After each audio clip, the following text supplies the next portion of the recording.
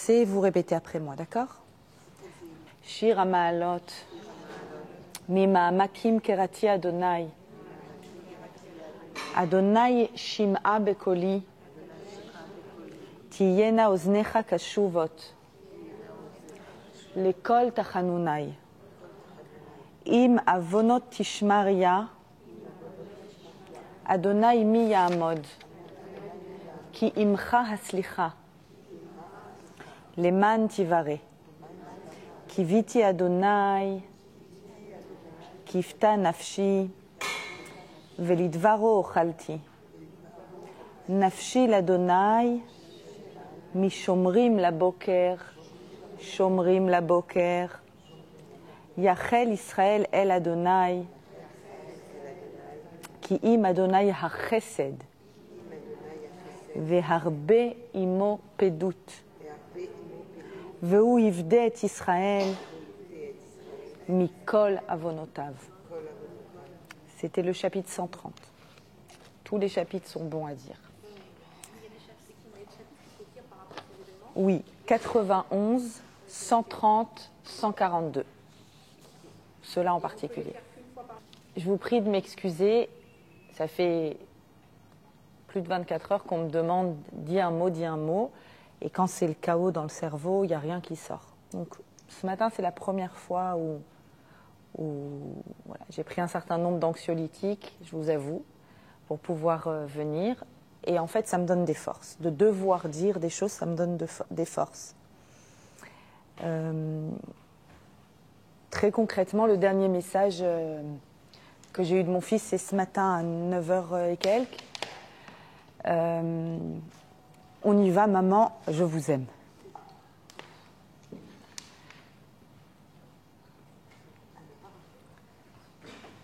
Donc là, pendant que je vous parle, il est au combat. Je ne sais pas où. Je n'ai pas le droit de savoir où. Et ça va aller. Il m'a envoyé une photo avec un très grand sourire, avec tout l'appareillage. Et il m'a dit, on est fort. On est fort et vous, vous êtes fort parce que vous priez. Première chose qui me vient, c'est que c'est arrivé pendant Simchat Torah. Et évidemment, on n'avait pas le cœur d'aller à la synagogue. J'y suis allée pour amener mon petit de 6 ans, qui lui m'a demandé les bonbons de Simchat Torah. Et grâce à ça, j'ai écouté la Kriyat Torah. Vous savez, la Kriyat Torah de Simchat Torah, on relit des tas de fois le dernier verset de la Torah, parce qu'il faut que tous les hommes montent à la Torah ce jour-là. Et du coup, je l'ai lu.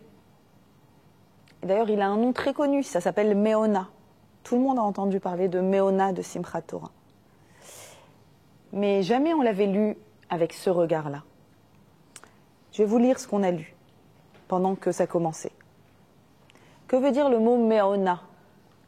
Ma'on, c'est un refuge. Meona Elohe Kedem. Tu as pour refuge le Dieu premier. C'est ça notre refuge. Umitachat zroat olam. Pour support ses bras éternels. Vayegaresh mipanecha oyev.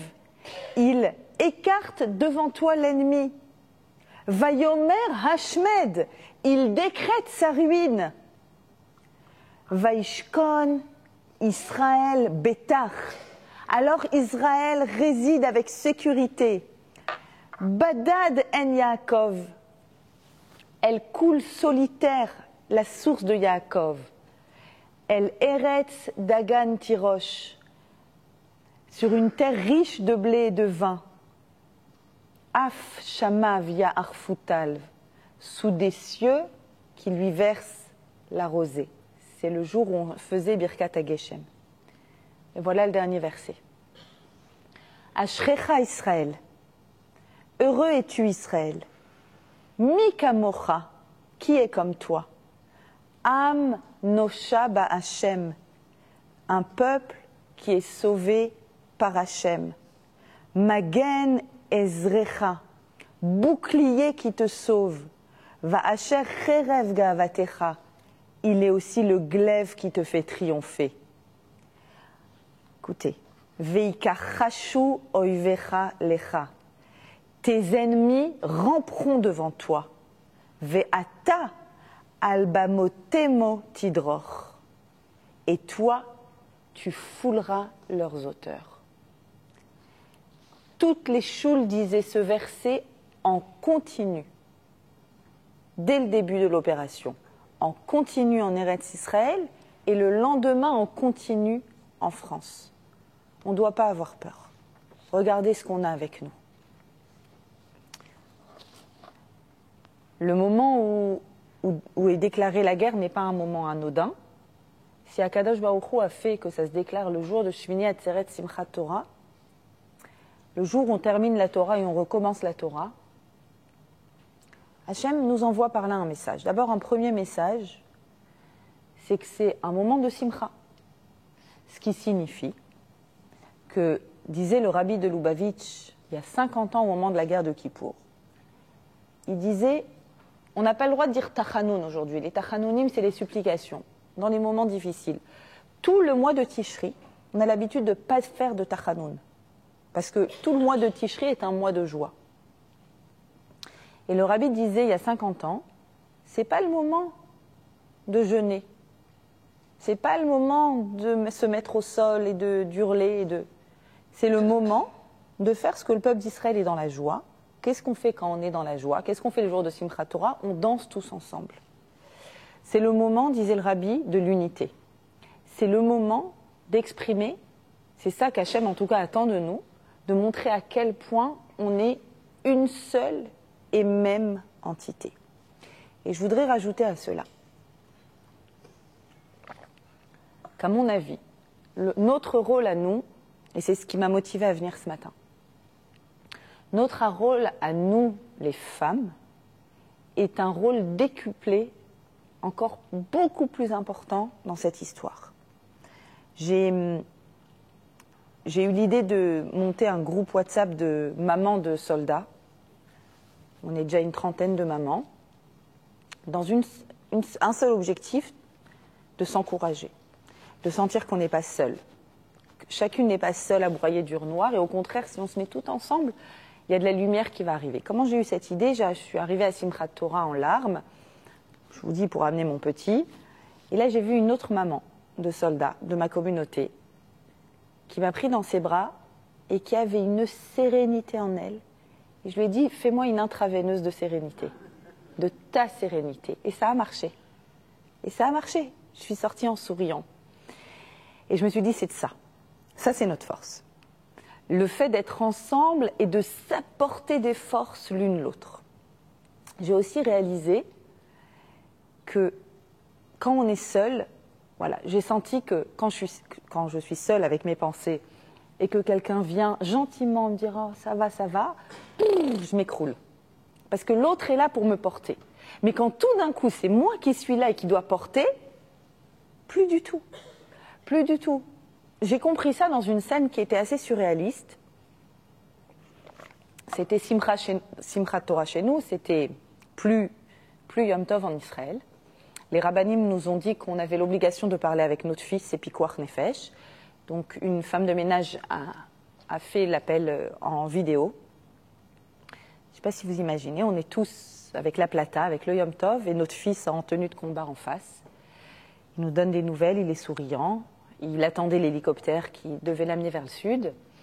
Les ordres ont tardé à arriver, je pense que le temps que tout le monde s'équipe. Et à un moment, on ne voulait plus raccrocher. Et on s'est mis en face, tous mes enfants en face de lui, dans cette vidéo.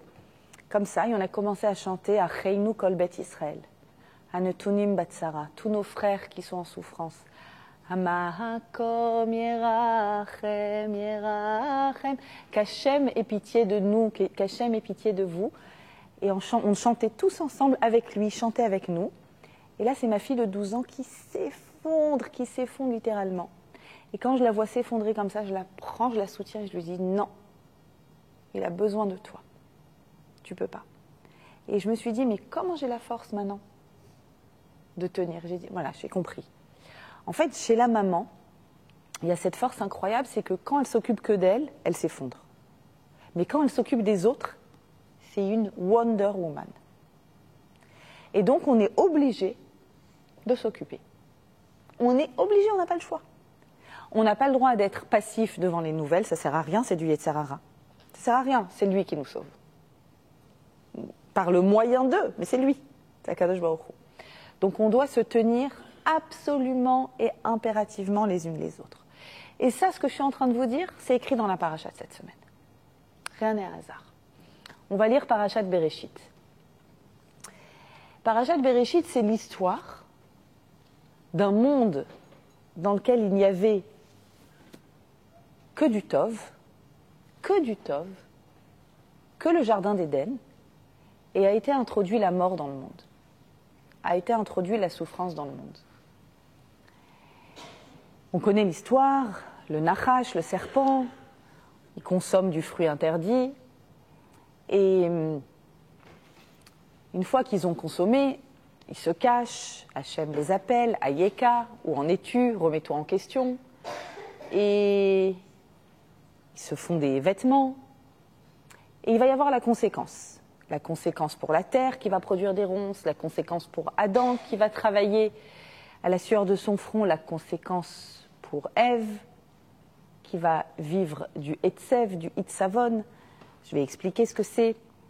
Et une fois qu'ils sont expulsés du jardin d'Éden, que toutes les conséquences ont été dites, dernier verset de ce chapitre. Le dernier verset dit comme ça, je ne l'ai pas sous les yeux. Est-ce que j'ai un chumash ici? Non, c'est pas grave. Vaikra Elohim, Vaikra Ha'adam. Je crois que je vais vous le dire par cœur. Vaikra Ha'adam et Shem Ishto Chava, ki hi aïta em kol chai. Adam a nommé sa femme Chava. Elle n'avait pas de nom jusque-là. Elle s'appelait Isha, la femme. Il la nomme Chava. Pourquoi Chava? Ki hi aïta em kol chai. Parce qu'elle allait devenir maman de tout vivant. Ce passouk, il est étrange dans cet endroit-là. On est après. Merci beaucoup. Je vais vous dire si c'est juste. On est dans le 2e chapitre.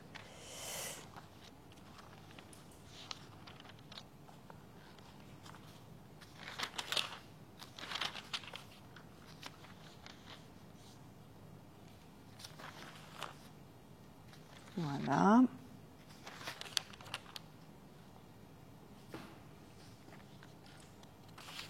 Pardon.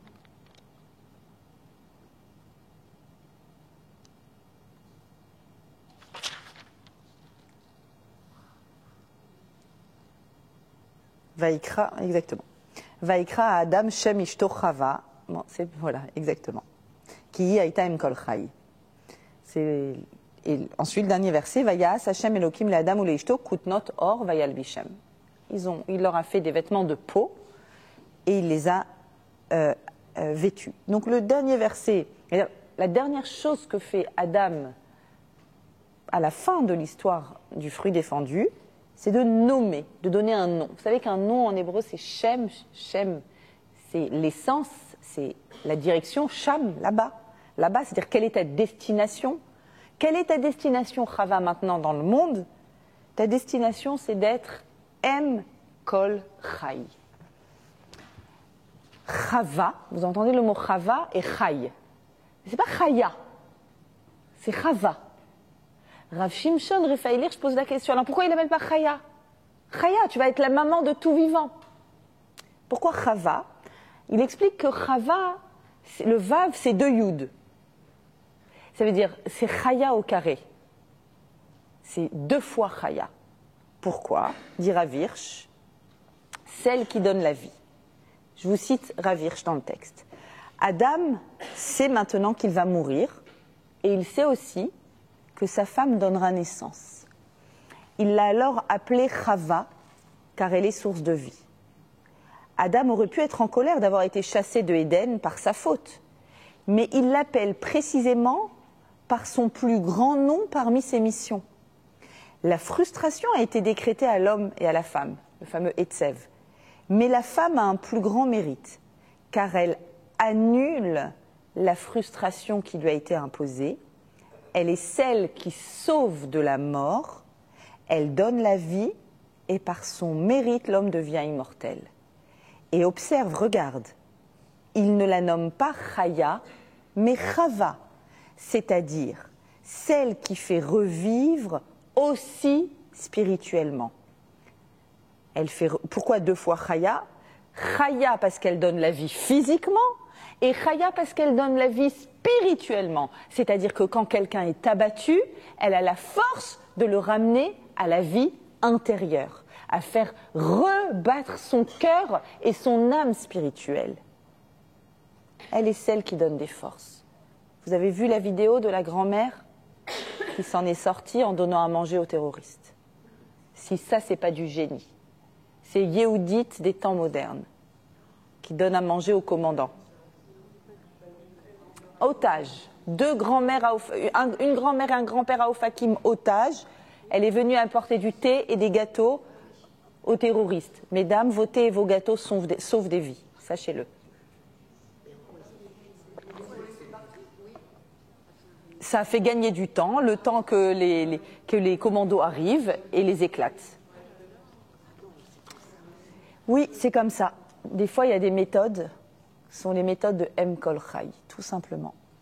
Alors, ce qu'on est en train de dire ici, c'est extraordinaire. On est en train de dire qu'au moment où est décrétée la mort dans le monde, Adam, il dit, il y a un espoir. C'est qui l'espoir? C'est elle. C'est elle l'espoir. Elle ne va pas seulement nous rendre immortels en continuant à donner la vie, mais aussi en ayant en elle la force de rendre fort. Ce que je veux dire par là, mesdames, c'est quand le Talmud dit « Bisrout nashim tzidkaniot atidin leigael », c'est par le mérite des femmes vertueuses que dans le futur, nous aurons la Géoula, c'est de ça qu'on est en train de parler. C'est de ça qu'on est en train de parler, c'est-à-dire que je voyais dans le regard de mon fils, quand il m'appelait, que je n'avais pas le droit de pleurer, que je n'avais pas le droit d'être fragile, et qu'il aspirait sa force de ma force, que je n'avais pas, soit dit entre nous, mais qu'il fallait que je fasse semblant d'avoir. Parce que nous sommes, nous, les motrices de la force dans Am Israël. Si une maman qui donne la vie n'a pas de force, alors qui en aura? Alors on a de la force, et on décide d'avoir de la force. Parce qu'Akadosh Baruch Hu a dit que nous avons cette force. Alors on va la donner à cette force. On va leur donner autant qu'ils en ont besoin, on va la leur donner. Et on sera là, et on sera droite, et on sera debout, et on sera fiers. Et on sera fiers. Et je voulais que je vous dise, je me sens à ma place. Je me sens à ma place. Quand j'ai la moindre idée noire qui arrive, je me dis, depuis la Shoah, c'est pas arrivé que des familles entières soient prises en otage et déportées. Depuis la Shoah. Papa, maman, enfant. Il y a 75 ans, pendant la Shoah, il n'y avait pas de Chayalim pour aller les sauver. Maintenant, il y a des Chayalim. Et ils iront les sauver, croyez-moi. Croyez-moi, ils iront les sauver. Et ils vont puiser leur force de notre force. C'est pour ça qu'on doit être au maximum de nos forces. Nos forces nous viennent, bien sûr, des tfilotes, et les forces nous viennent de la Emouna. N'oubliez pas. D'où vient le mot Emouna? C'est quoi la Emouna? Où on voit apparaître la Emouna? On voit apparaître la Emouna dans Shemot, Vaye Amen Ha'am Ba'Hashem ou Moshe Avdo, où Vaye Amen Ha'am, le peuple a eu confiance en Moshe quand Moshe leur a dit « Je viens vous sortir ». Entre parenthèses, dans le chapitre le plus noir de la Torah, dans lequel on nous parle de la Shoah de l'époque de Paro, où Paro décrète « Pen yirbe », de peur qu'il se multiplie, les femmes répondent « Ken yirbe ». C'est exactement ce qu'on va faire. Dafka. Tu veux pas des bébés? Il va y en avoir de partout. Tu vas voir, il va y en avoir de partout. C'est ça notre force.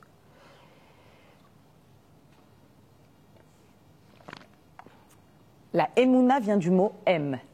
C'est la même racine. M, Emouna. D'ailleurs, quand Moshe craque à un moment dans le désert, quand les Bnei Israël sans arrêt râlent et râlent et râlent, il s'adresse à Hachem en disant « J'ai plus de force, j'ai plus de force ». Et qu'est-ce qu'il dit à Kadosh Baruch Hu? C'est les mots de la Torah, il dit « Suis-je leur mère pour les porter dans mes bras et les allaiter et leur donner tout ce dont ils ont besoin ?» Sous-entendu, moi j'y arrive pas, mais une mère, elle y arrive. Une mère, elle est capable de tout. Une mère a cette force-là à l'intérieur d'elle. C'est la force de Dafka. Vous cherchez à nous anéantir, mais Dafka, nous on va envoyer nos meilleurs et nos plus beaux enfants. Et vous allez voir, ils seront le chaliard du Ham Israël. Par la Siyata d'Ishmaël d'Akadosh Baruch Hu, ils sont que les chaliards d'Hachem. Mais ils vont réussir. Ce que je suis en train de vous dire, ça me fait penser à un épisode, un autre épisode, mais qui est lié à cette force. La force qui se trouve dans toutes les femmes d'Israël. La seule fois où j'ai accepté d'aller en Pologne, j'avais plus de 40 ans déjà, mon frère m'a tanné pour aller en Pologne, accompagner un groupe, et j'appréhendais beaucoup. On est arrivé dans la forêt qui s'appelle la forêt de la fosse des enfants. C'est une forêt qui est tristement célèbre parce que je crois que 700 enfants ont été tués devant leurs parents dans cette forêt, dans cette fosse. Et il y a plein de jeux d'enfants sur la fosse, comme signe du charnier qui s'est passé là. On a mis la musique au Hila laquelle et on a pleuré. Et chacune est partie dans cette forêt pleurer toute seule. Et moi, j'ai une prière qui m'est sortie, je ne sais pas d'où. Je voyais le ciel avec des neshamot et je voyais la terre. Et je disais à Hachem, qu'est-ce que tu veux qu'on fasse maintenant? Comment on les aide? Et tout d'un coup, cette fille-là, je suis vivante.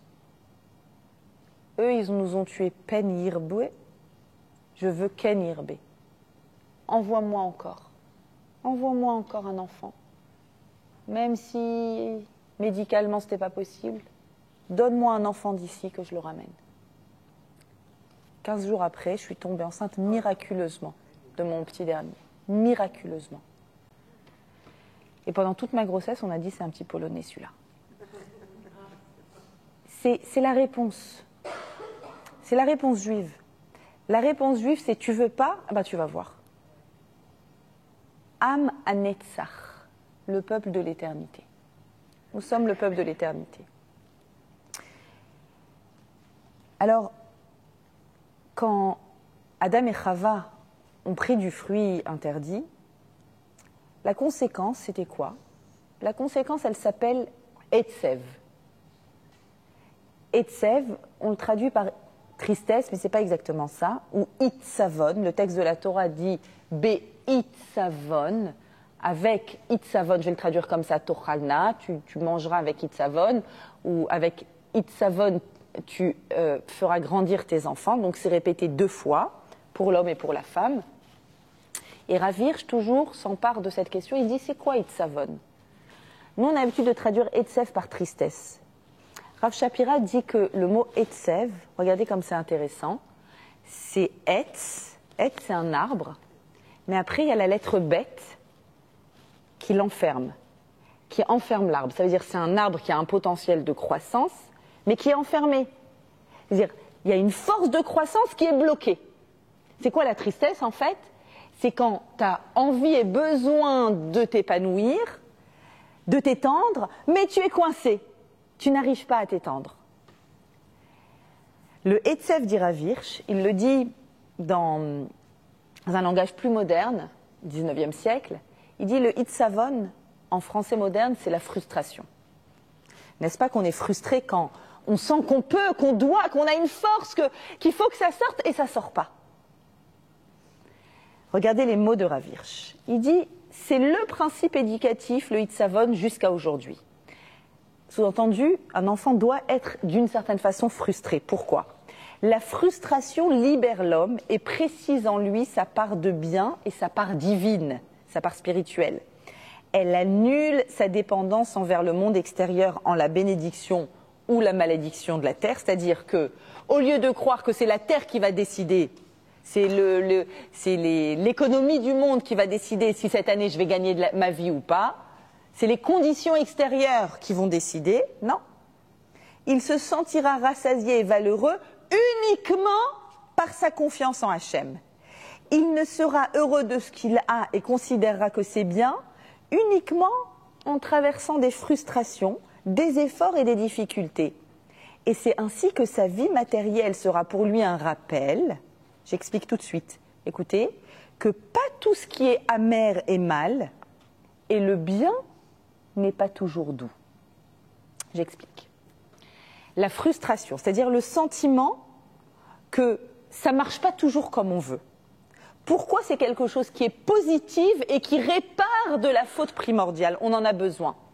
Si je pouvais donner de la force au monde matériel autant que je veux, alors je croirais que aux médecins, je croirais que en la stratégie de guerre, je croirais que en la récolte des champs et ce qui se passe dans mon compte en banque, et je me dirais, dans un délire, dans un fantasme, tout va bien, ou dans le langage de la Torah, Kochi ve'otsem yadi, c'est ma force et la puissance de mes bras. Ça, c'est le contraire de la Emouna. Pour réparer la faute primordiale, de quoi on a besoin? Que notre source de vie soit Akadosh Baruch Hu. Alors bien sûr, c'est difficile. Vous savez pourquoi c'est difficile? Parce qu'on vit dans un monde apparent, où apparemment, c'est le nombre de tanks qui font qu'on gagne, c'est la stratégie de guerre qui fait qu'on gagne, c'est combien on a en banque qui fait que ça fonctionne dans notre vie, c'est les résultats des analyses de sang qui font que, c'est-à-dire qu'on vit dans un monde apparent où l'apparente réussite, c'est le visible. Là, depuis 3 jours, l'apparence, c'est que c'est amer. Mais nous dit Rav Hirsch, pas tout ce qui est amer est mal. Et des fois, au contraire, tu peux penser que c'est du bien, mais ce qui est bien n'est pas toujours doux. En d'autres termes, ce qu'on voit, c'est pas la réalité. Il faut qu'on apprenne à voir au-delà du regard classique. Quand on regarde BFM, quand on regarde LCI, quand on regarde des nombres de morts, quand on regarde la souffrance, on regarde avec un regard terrestre. Le hitzavon, ça nous crée du hitzavon, ça nous crée une frustration terrible. Génial, dit Akadosh Baruch Hu, je veux cette frustration. Tu sais pourquoi? Parce qu'à ce moment-là, tu comprends que c'est pas ça qui va nous dicter quoi que ce soit. Les explications, t'en auras pas forcément. Quelqu'un a su expliquer la Shoah? Non.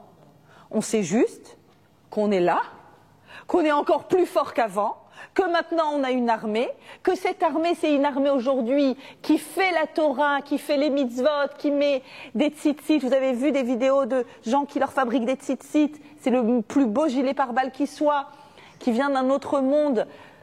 C'est moi la dernière photo que j'ai reçue à Chol Hamoed de mon fils, avant que tout éclate, c'était sa photo avec sa mitraillette, son loulav et son étrog. C'est 2 armes. Une arme matérielle et une arme spirituelle.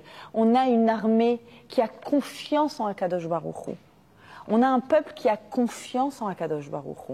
Le fait qu'il y ait a priori cette désillusion, a priori cette sidération que nous avons, elle est là, on ne comprend pas, mais elle est là dans un objectif de nous connecter à ce que Hachem veut que nous nous connections. C'est par la mer qu'on comprend que, en fait, le monde matériel, le réel et le concret, c'est du fake et qu'il y a quelque chose qui nous dépasse. Maintenant, ce qui nous dépasse, quand est-ce qu'on le voit? On peut le voir qu'avec du recul. Le problème, c'est que quand on a la tête dans le guidon, on ne le voit pas. Va dire à quelqu'un qui souffre, Dieu préserve, qui a un proche à l'hôpital, ça va, c'est bien. Non, c'est pas bien et ça va pas. C'est pas vrai. Mais le recul, alors le recul, comment on l'a? Il y a des grands Talmidei Chachamim qui arrivent à avoir du recul. Nous, comment on a le recul?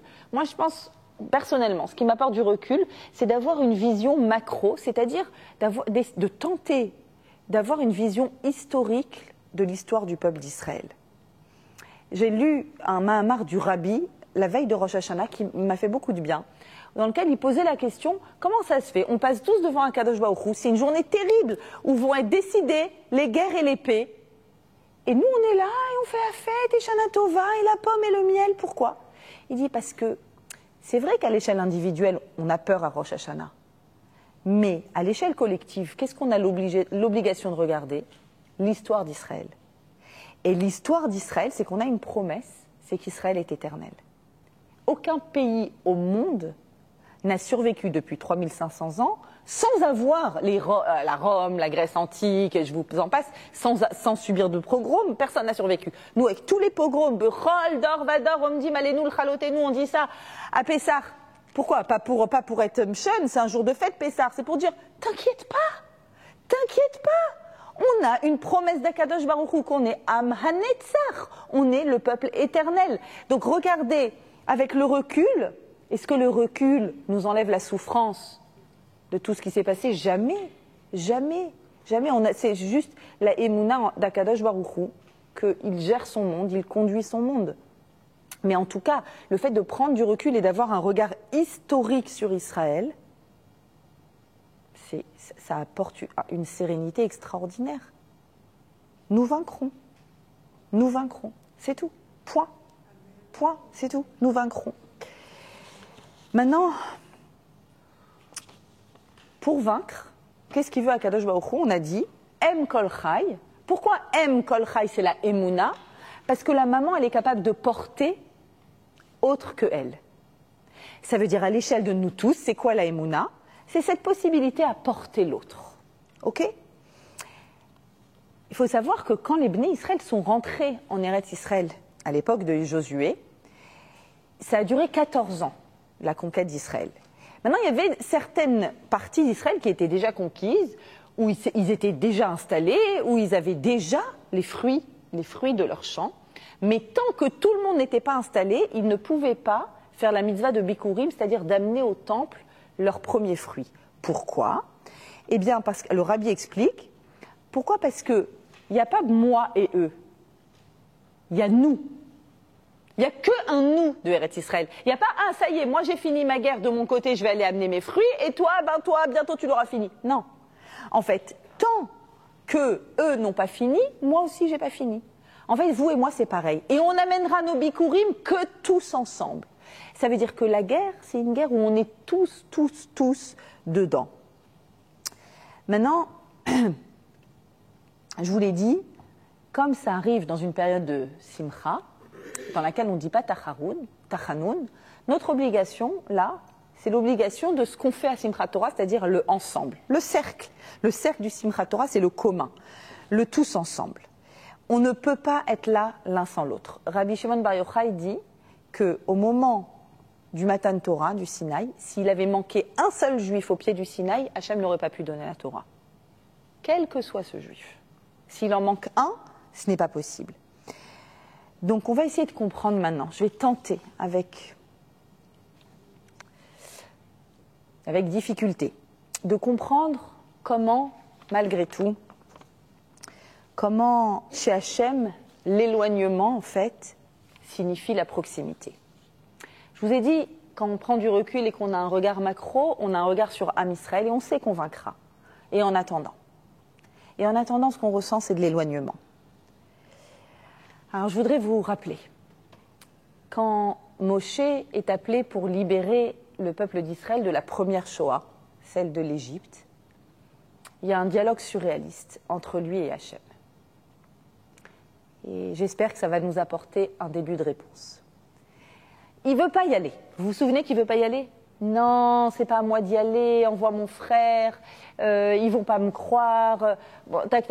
Ok, à la fin, il balance et il dit, bon, Hachem, s'ils me disent, écoutez bien, Mashmo, quel est son nom à Hachem qui t'envoie, que dois-je répondre? Je ne comprends pas. Il est face à une Shoah qui dure depuis 86 ans. Lui, il est descendant de Lévi. D'accord? Il ne connaît pas le nom d'Hachem. Hachem lui parle, il ne sait pas qui est Hachem. C'est quoi cette question? Quel est son nom? Qu'est-ce que ça veut dire, quel est son nom? Et puis à part ça, demander le nom d'Hachem, bon, il n'est pas dans un cours de Kabbalah. D'accord? Le roi du monde, roi d'Avraham, Yitzhak et Yaakov, m'envoie. En fait, c'est un dialogue qui parle de quelque chose qui nous dépasse complètement, vraiment de hauteur. Un dialogue sur les tréfonds de notre intériorité. Quand je vais venir et je vais leur dire on sort, Hachem m'a appelé pour qu'on sorte. Ils vont me dire Hachem, un Dieu qui laisse faire ça, le sang juif qui coule à flot. C'est qui ce Dieu? Quel est son nom, ça veut dire? Quelle est sa conduite du monde?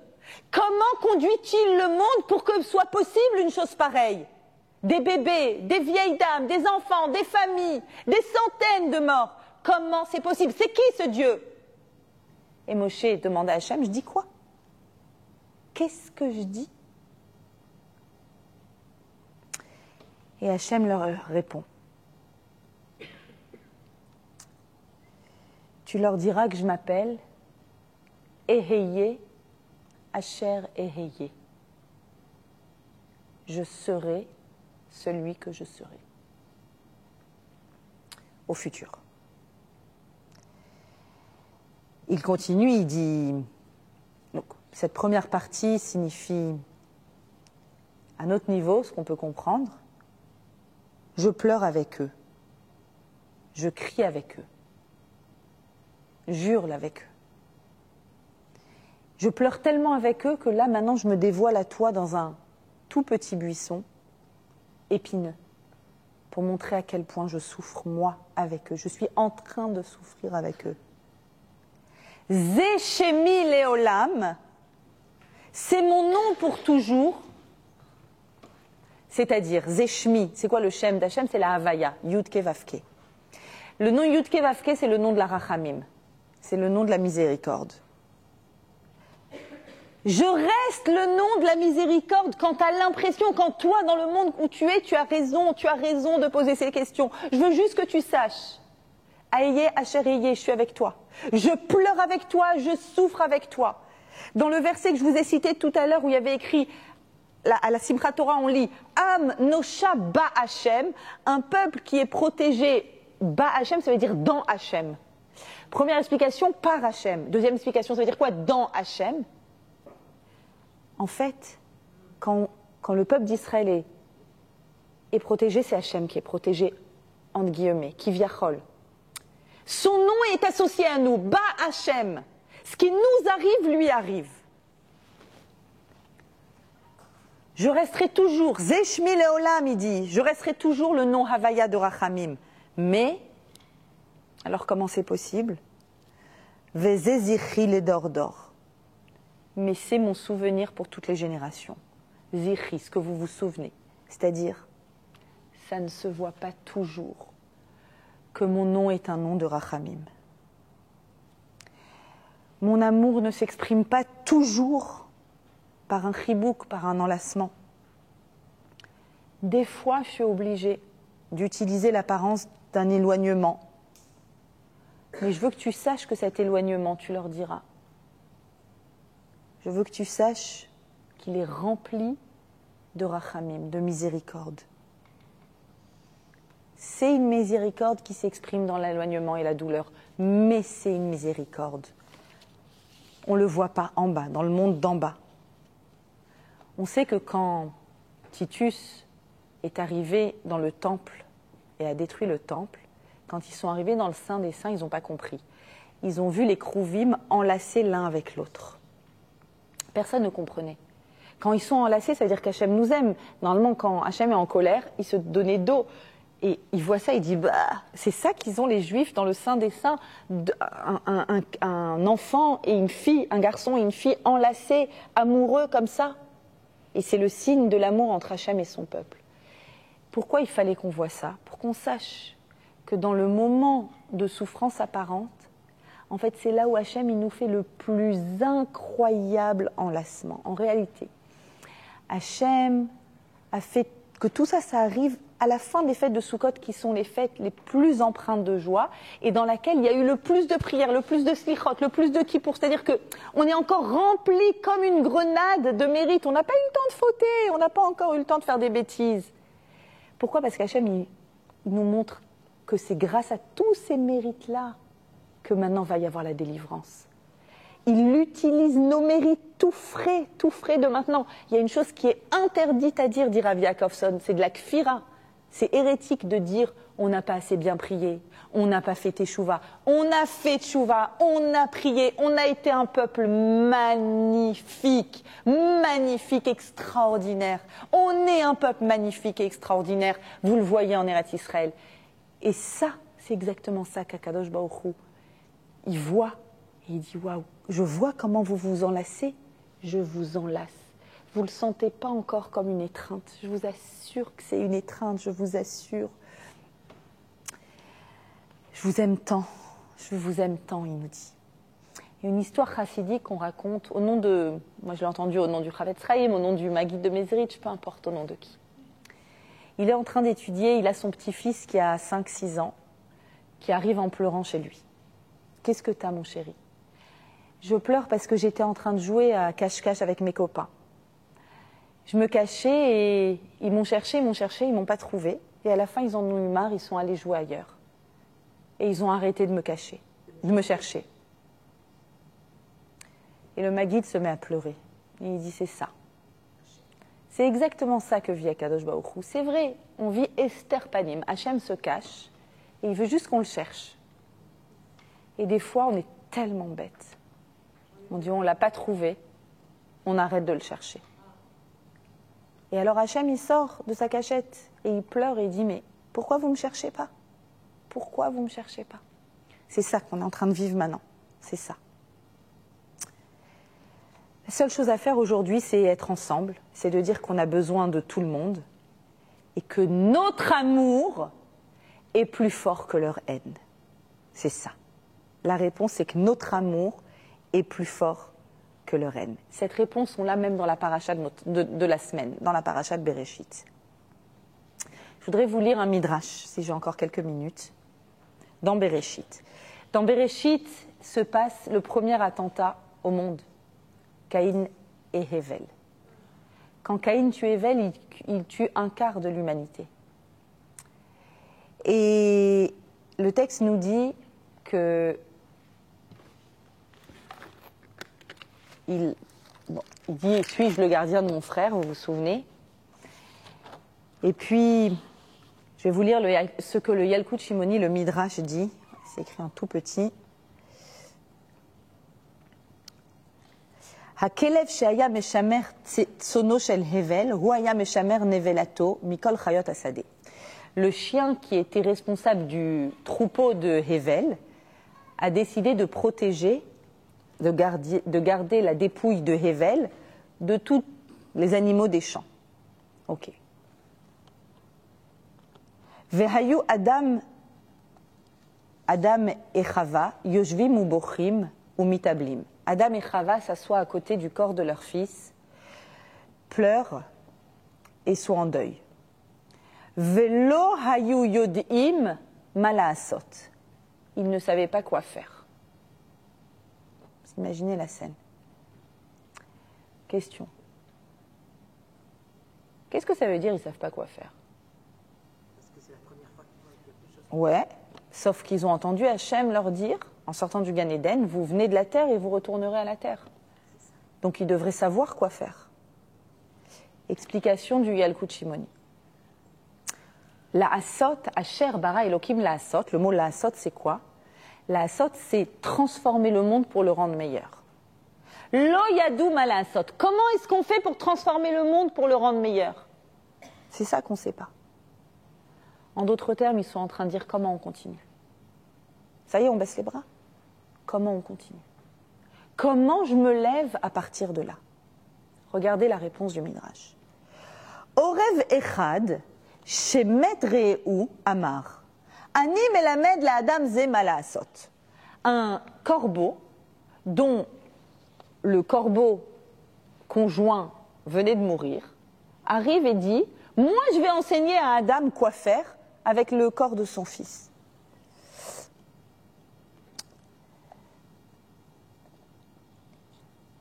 Natal et Réou, il a pris l'autre corbeau, Vechafar Baaretz, il a creusé dans la terre les Néhem, devant eux, devant Adam et Chava, Vekavro, et il l'a enterré. Amar Adam, Adam a dit que Orev Hazenaase, on va faire pareil que ce corbeau. Natal Nevelato, Shel Hevel Vekavro Baaretz. Veshilem akadosh baruch hu sachar tov leorvim baolam hazeh.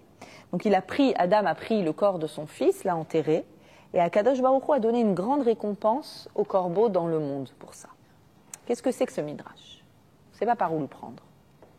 Il ne sait pas quoi faire. On a compris, il ne sait pas quoi faire. Il dit comment je me lève à partir de là. Et le rêve lui dit, tu te lèves.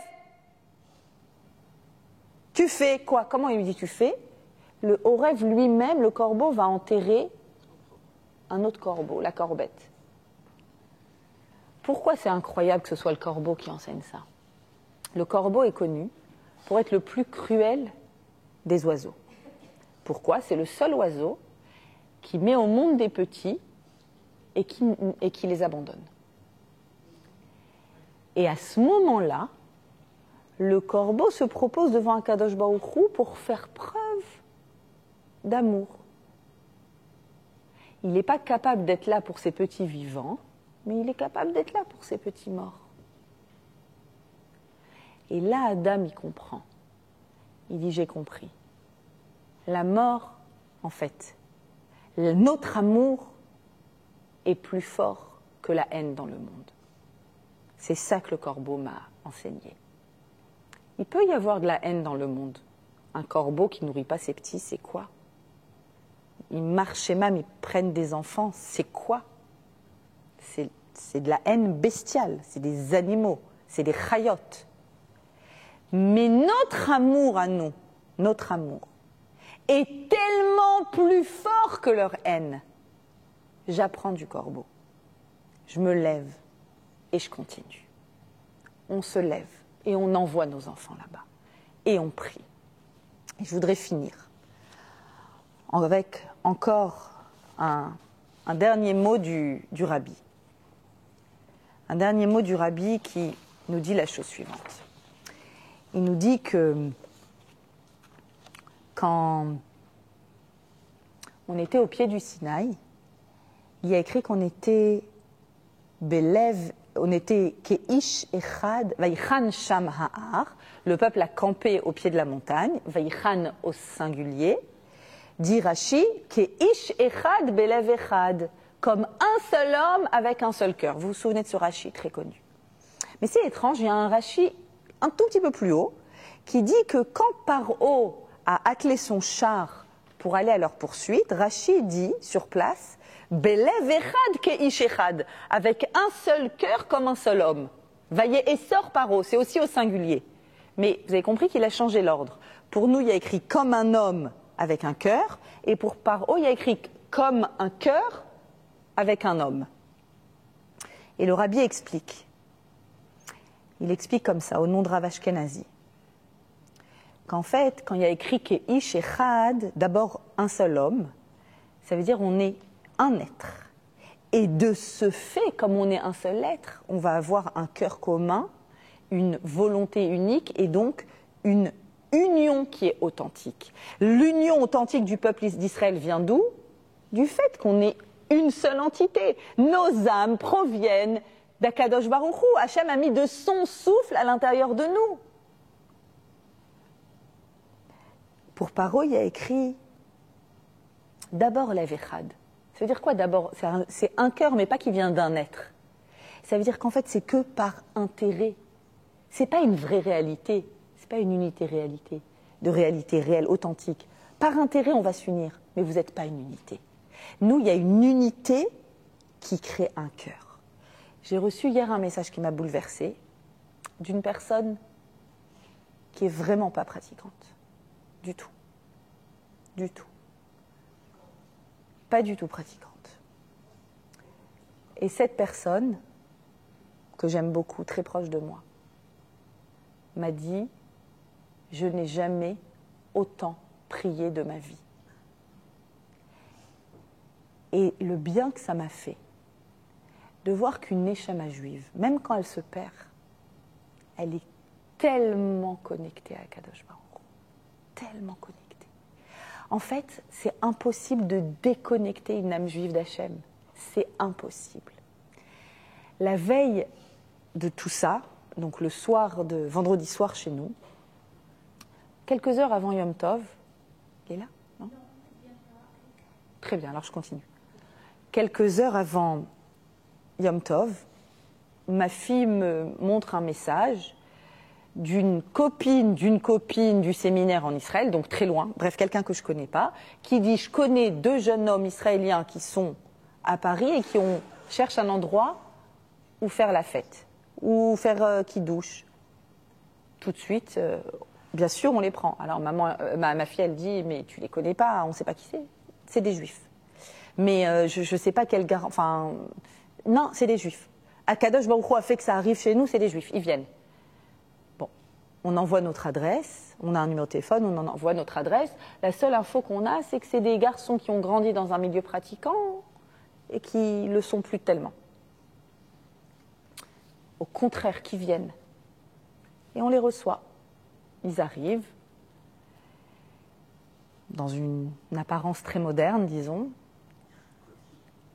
Et on bavarde avec eux, on était encore très sereins, c'était la veille au soir. Et ils s'intéressent beaucoup à nous, qui vous êtes religieux, mais vous éduquez vos enfants comme ça, mais ils savent, ils lisent, ils s'intéressent, comment on éduque dans la Torah des enfants en France. Et on leur explique. Et là, ils nous disent, oui, on a grandi dans un milieu très, très, très fermé. C'était pas possible, c'était trop étouffant. Et bon, on s'est éloigné. Alors je raconte que mon fils est à l'armée. Il dit « Ah non, moi j'aurais pas pu être à l'armée, mon père m'aurait tué si j'étais à l'armée. » Je dis « Malheureusement, il y a encore beaucoup d'ignorants sur ce que c'est que l'armée, une armée juive, une armée d'Emouna. » Et on parle. Et le lendemain, ils reviennent. Ils étaient au courant de ce qui s'était passé, ils étaient abasourdis. Et ils continuent à nous poser plein de questions. Sur une Torah, mais une autre Torah, pas une Torah enfermée. Une Torah ouverte sur le monde et très ancrée dans la tradition, dans la halakha. Et tout d'un coup, je me pose une question. Pourquoi ces jeunes hommes qui ne sont plus pratiquants sont allés chez des inconnus à Paris pour entendre Kiddush et Motzi? Et ils ont fait Birkat Hamazon. Et ils étaient heureux de faire Birkat Hamazon. Pourquoi? Et j'ai pas arrêté de penser à ça toute la fête. L'âme juive, peu importe, ils ont vécu des épreuves sûrement, des incompréhensions. Ils ont grandi dans un milieu qui leur convenait pas, sans jugement. Mais en fait, qu'est-ce qu'ils veulent? Ils sont à Paris, ils ont dit qu'ils étaient à Amsterdam, à Francfort, à Berlin, ils sont en train de faire le tour de l'Europe en voiture. Mais qu'est-ce qu'ils veulent? Et rêvent Yom Tov, venir dans une maison juive où ils ne connaissent personne pour entendre un kiddush. C'est ça qu'ils veulent. L'âme d'Israël ne peut pas se déconnecter de Avinu Sheba Shamayim. Elle ne peut pas, ce n'est pas possible. Et à ce moment-là, il y a toutes nos plus belles émotions qui ressortent. Qu'est-ce qu'on doit faire très concrètement? Très concrètement maintenant, qu'est-ce qu'on fait? L'épreuve qu'on a maintenant, c'est quoi? En fait, une épreuve, c'est quoi? Nes vient du mot étendard. Une épreuve doit nous faire grandir, c'est obligatoire. L'épreuve qu'on a, c'est celle de la confiance en Akadosh Baruch Hu. Et de ne pas croire que nous avons la force, nous avons la possibilité de tout. Vous savez qu'avant la guerre des 6 jours, c'était terrible. C'était terrible, 8000 tombes, juste pour les premiers morts, il y a 8000 tombes qui étaient creusées, en masse. Tous les pays arabes se sont ligués contre Israël. Tzahal n'avait aucune chance. Et le Rav Avramsky, au contraire, était très serein à ce moment-là. Pourquoi? Il a dit parce que je vois qu'Am Israël est uni, c'est sa plus grande force. Et deuxièmement, parce qu'on n'a pas confiance en l'armée. Donc comme on n'a pas confiance en l'armée, on a confiance en Akadosh Baruch Hu. Donc lui était serein, et la guerre de 6 jours, vous savez, les miracles inimaginables qui se sont passés. Mais après, au contraire, les Gdolé Israël ont eu peur. Pourquoi? Parce que tout d'un coup, on a pris de l'aisance, on s'est dit « Waouh, qu'est-ce qu'on est fort, qu'est-ce qu'on est beau gosse !» Et quand est arrivée la guerre de Kippour, on pensait que tout était possible. Et là, au contraire, ça a duré de longs mois et beaucoup de pertes. En fait, qu'est-ce qu'il faut? Évidemment qu'il faut une armée forte. Mais qui donne l'intelligence de la stratégie? Qui donne la vision au-delà? Qui leur ouvre la route? Qui fait qu'on a des imbéciles devant nous qui vont aller boire du thé et des gâteaux? Qui fait ça? C'est Akadosh Baruch Hu. C'est-à-dire que vous avez vu cette grand-mère, elle peut combattre avec du thé et des gâteaux comme Yehudit. Ça veut dire que, évidemment qu'on doit être derrière nos chayalim, évidemment qu'on doit être armé, évidemment qu'on est fort, évidemment que c'est nos shlichim. Mais le Nisayon, c'est de ne pas oublier qui donne l'intelligence de la stratégie, qui donne la force à nos soldats, qui leur donne l'intelligence. C'est Akadosh Baruch Hu. Et c'est ça, notre Nisayon. Je voudrais finir en vous disant que la Shrina est en souffrance. La Shrina, c'est la partie féminine d'Akadosh Baruch Hu. La Shrina, la présence divine. Exactement comme une maman pour ses enfants. Et que la plus grande des forces qu'on a aujourd'hui, c'est de prier pour les autres, alors qu'on est nous-mêmes en souffrance. Et quand une maman, elle voit que ses enfants se disputent, elle peut avoir tout au monde, elle est détruite. Et quand une maman, elle voit que ses enfants sont là l'un pour l'autre, si elle leur demande, c'est très bien, mais si non seulement elle ne leur a pas demandé et qu'elle voit le grand qui s'occupe du petit, mais quoi? Qu'est-ce qui fait plus plaisir à une maman que ça? Qu'est-ce qui fait plus plaisir à la Shrina de voir que vous êtes toutes là? Regardez combien vous êtes nombreuses ce matin. Parce que là, ici, maintenant, avec les mots de Torah qu'on est en train de faire, vous êtes en train de chacune de porter un chayal. Chacune est en train de porter un chayal et de l'amener vers le Nitzachon. Chacune est en train de faire ça. Dernière chose que je vous demande. Birkat hidiot lotie kala be'enecha. Que la bracha d'une personne simple n'ait pas peu de valeur à tes yeux. Une fois par jour, je vous demande de faire une bracha avec kavana, avec beaucoup de concentration. Quand vous dites Baruch ata Hashem melech haolam, melech le roi, qu'est-ce que vous dites? Hu molich et haolam. Il donne une direction au monde. C'est lui qui conduit le monde. Que chacune pense à une phrase, et encore mieux le matin. Une bracha qu'elle veut dire, en fermant les yeux, je vais vous dire c'est quoi ma bracha. Ma bracha, c'est Baruch ata Hashem, Hamechin mitzadeh gaver. Tu prépares les pas de l'homme. C'est toi, Hashem, qui va mettre les pas de nos soldats là où ils doivent être.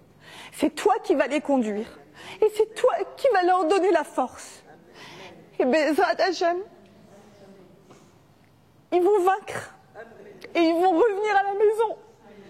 Tous. En bonne santé.